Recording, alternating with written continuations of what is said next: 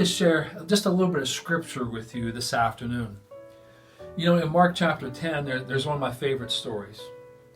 It has to do with Jesus, Bartimaeus, and the crowds. Jesus is on his way to Jerusalem. But in order to get there, he's going through Jericho.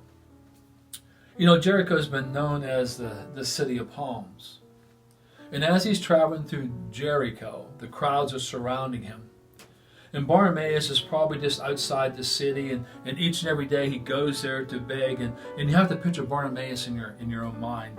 He's dirty, he's crusty. He probably doesn't have his shoes. His clothes are probably ragged, and he's blind. He hears the crowds being stirred up, and he hears that Jesus is coming. And all of a sudden, he realizes he's entered the city, and Bartimaeus starts to yell at him or holler at him, probably hollering at the top of his lungs because the crowds are crowding around Jesus. He hollers at Jesus, Yeshua. And Jesus, out of all the voices that he hears Bartimaeus crying to him, hollering at him. And he tells him to come here. Well, Bartimaeus goes over and he said, "What do you want?" Bartimaeus says, "I want to see." Now, Luke and Mark write about Bartimaeus. But here's a unique thing. Mark is the only of the two synoptic gospels. He's the only one that says that Bartimaeus threw off his outer clothes. Now think about that just for a second.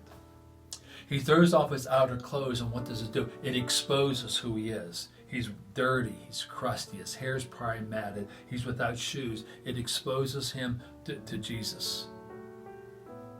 And Jesus heals him. That his faith has healed him. What about us?